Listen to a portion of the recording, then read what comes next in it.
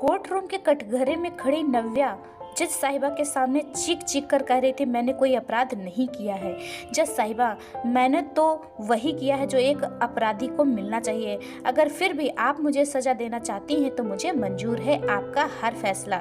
बिना किसी आत्मग्लानि के नव्या अपने दिल की बात कह रही थी और लोगों का हुजूम नव्या के साथ खड़े होकर अपना समर्थन दे रहा था और शोर मचा रहा था। नव्या ने जो किया है बिल्कुल सही किया है जज साहिबा। ऐसे गुनाहगारों को तो ऐसी ही सजा मिलनी चाहिए, तभी इन्हें सीख मिलेगी। इसलिए नव्या बेकसूर है और उसे बाइज्जत बरी किया जाए। लोगों का शोर सुनकर जज साहिबा अपने हथौड़े की चोट से सबको शांत रहने की हिदायत देती है और कहती है, शांत हो जाइए आप लोग। हम जो भी फैसला लेंगे वो सबूत और बयान के मद्देनजर ही रखकर लेंगे, इसलिए कृपया करके कोर्ट रूम में शांति बनाए रखें। ऐसा कहकर जज साहिबा ने आधे घंटे के अंतराल लेती हैं और उठकर कोर्ट रूम से बाहर चली जाती हैं। अभी फैसला आने में वक्त था, इसलिए जान लेते हैं इस केस के बारे के कुछ मुख्य पहलुओं को। 6 महीने पहले जुलाई का महीना था। ठंडी हवाएं चल रही थी पर बारिश थम चुकी थी। बीते शाम जो हुआ उससे सारा परिवार सदमे में था। कोई भला ऐसे कर सकता था क्या? किसी के एक तरफा प्रेम को ठुकरा देने का परिणाम इतना बड़ा? नहीं, इसे प्रेम का नाम देना प्रेम की तौहीन होगा। ये तो उसके हवस की आग थी जो अंदर ही अंदर सुलग रही थी और नहीं मिलने पर उस मासूम को एसिड की आग में झोंक दिया गया। ये प्रेम नहीं, गुनाह था जिसकी माफ़ी नहीं दी जा सकती थी। क्या बिगाड़ा था नव्या ने उस इंसान का? यही ना कि वो खूबसूरत थी और उसके प्रस्ताव को ठुकरा दिया था। बस इतनी सी बात के लिए इतनी बड़ी सजा? क्या उसकी खूबसूरती उसके जीवन के लिए ग्रहण बन गई थी? आइए जानते हैं एक तरफा प्रेम के आग में जलते उस लड़के के बारे में नव्या की जुबानी।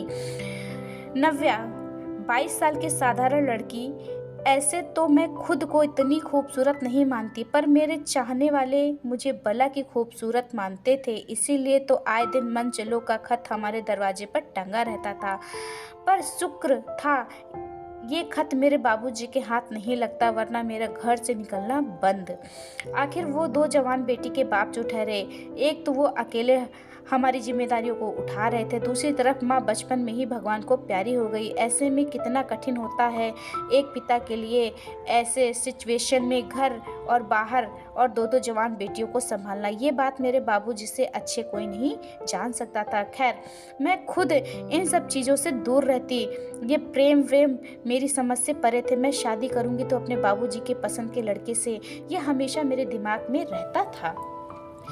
ऐसे इन बातों का अभी मेरी ज़िंदगी से कोई नाता नहीं था, क्योंकि मुझे अभी बहुत सारे काम करने थे। सबसे पहले तो मुझे अपनी पढ़ाई पूरी करनी थी, फिर अपने बाबूजी का अधूरा सपना पूरा करना था। वे चाहते थे कि मैं पढ़ लिख कर एक पायलट बनूं। वो मुझे आसमान की ऊंचाइयों पर उड़ता देखना चाहते थे, इसीलिए तो मैं दिन रात अपनी पढ़ाई पर ध्यान देती थी। पर ये एक बंदा जो मेरी खुशी सुख चैन छीनने की कोशिश कर रहा था, मुझे समझ नहीं आ रहा था कि मैं उसका क्या करूं।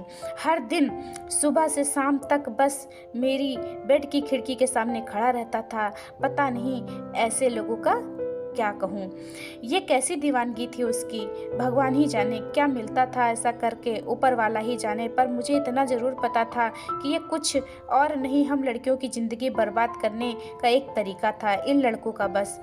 तभी तो आंधी तूफान ठंडी बरसात किसी भी मौसम में बस यूं ही टकटकी लगाकर नजरें टिकाए खड़ा रहता था। मैंने तो उसे देखना ही बंद कर दिया था, यहाँ तक खिड़की तक नहीं खोलती। वो तो मेरी छोटी बहन पीहू आकर मुझे उसके बारे में बताती रहती, इसीलिए आपको बता रही हूँ। कई बार पीहू कहती भी थी, दीदी एक बार उसे देख लो, शायद तुम्हारे देखने से वो घर चला जाए। पर मुझे पता था ऐसे लड़कों की दीवानगी, ये पूरे पागल होते हैं। पूरे 1 साल से वो हर दिन यूं ही मेरी खिड़की के सामने आकर खड़ा हो जाता था। मुझे भी कभी कभी विवश कर देती उसका ये पागलपन। तब मन करता उसे जाकर एक जोरदार तमाचा जड़ दूं उसके गाल पर और कह दूं, मैं उन लड़कियों में से नहीं हूँ जो तुम्हारी ऐसी बेवकूफ़ियों वाली हरकतों पर मर मिटूंगी। पर मैं ऐसा नहीं कर सकती, क्योंकि ऐसे लोगों से मुझे बहुत डर लगता था। ऐसा नहीं था कि उसने बात करने की कोशिश नहीं की, बहुत बार की, पर हर बार मेरी ना मिली उसे। पर एक दिन जब मैं अपने कॉलेज से लौट रही थी तो अचानक से बारिश होने लगी और वो छतरी लेकर भागकर मेरे पास आया। मैंने भी हल्की सी मुस्कुराहट के साथ उसकी छतरी को ले ली, पर मेरी मुस्कुराहट मेरी ज़िंदगी की आहट बन गई। उस भरी बरसात में उसने मेरे चेहरे पर एसिड डालकर अपने जिस्म की आग को ठंडा कर लिया और मेरे जीवन को अग्नि से प्रज्वलित कर दिया, जिसकी जलन मेरे अंदर उम्र सुलगती रहेगी। मैं उस एसिड की जलन से चीख उठी। मेरा चेहरा जल चुका था और वो मुस्कुराता हुआ भाग गया। उस वक्त उसकी मुस्कुराहट जीत की मुस्कुराहट प्रतीत हो रही थी। मुझे कुछ लोगों ने जल्दी से हॉस्पिटल लेकर गए। बाबूजी को जब पता चला तो उनके पैरों के नीचे जमीन खिसक चुकी थी। वो मेरे सामने करा उठे। मैं भले ही उन्हें देख नहीं सकती थी, पर मैंने उनके दर्द को महसूस किया था। आज तक वो उस दर्द से जूझ रहे हैं। क्या गलती थी मेरी? यही ना कि मैंने उसके प्रेम को स्वीकार नहीं किया। मैंने उसे स्वीकार नहीं किया तो क्या अपने प्रेम की अग्नि को शांत करने का ये तरीका सही था उसका? क्या लड़कियों को ना कहने का अधिकार नहीं है?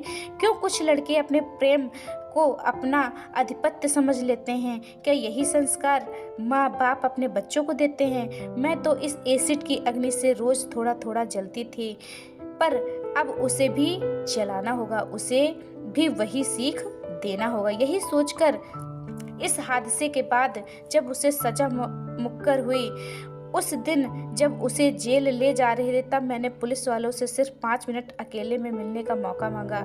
उन्होंने गाड़ी में ले जाने से पहले दिया एक मौका और मैंने उस मौके का फ़ायदा ठीक वैसे ही उठाया जैसे उसने उठाया था। मैंने झट से अपने बैग से पानी का बोतल निकाला और फेंक दिया उसके चेहरे पर। वो एसिड की अग्नि आज उसके चेहरे को जला रही थी और वो वैसे ही चीख रहा था जैसे मैं उस दिन चीख रही थी। दर्द से छटपटा रही थी, ठीक वैसे ही वो आज छटपटा रहा था। आज सही मायनों में उसे दर्द का एहसास हो रहा था जो हम लड़की को इन दरिंदों की वजह से मिलती है। मुझे पता है कि आप कहेंगे कि ये कानून न्याय तो करती है और आपने ऐसा क्यों किया नव्या जी। कानून बेशक करती है अपना काम, पर वो सज़ा इन दरिंदों के लिए बहुत कम होती है। उन्हें भी उसी दर्द से गुजरना चाहिए ताकि पता चल सके हम लड़कियों की मानसिक और शारीरिक पीड़ा को। मैंने ऐसा करके कोई अपराध नहीं किया, बल्कि ये एक सबक है उन सभी सरफिरे आशिकों के लिए जो एक पल भी नहीं लगाते हैं ऐसा करने के लिए। इन्हीं शब्दों के साथ कोर्ट परिसर में जाने का समय हो गया था। सभी अंदर आ चुके थे। जज साहिबा भी अपनी कुर्सी पर आ चुकी थी। अब फैसला आना था। सारे सबूत और बयान के मद्देनजर रख नव्या को निर्दोष साबित कर दिया गया। उसे अपनी आत्मरक्षा के लिए ऐसा करना पड़ा, ऐसा बताकर उसे बाइज्जत कर दिया गया। तो दोस्तों बताइए क्या लगा इस कहानी को सुनकर, आपको कैसा महसूस हुआ और आप क्या सोच रखते हैं इस कहानी को लेकर? अपने विचार कमेंट बॉक्स में ज़रूर बताइएगा। मिलते हैं अगली सी अच्छी स्टोरी के साथ में। तब तक के लिए मुझे दीजिए इजाज़त।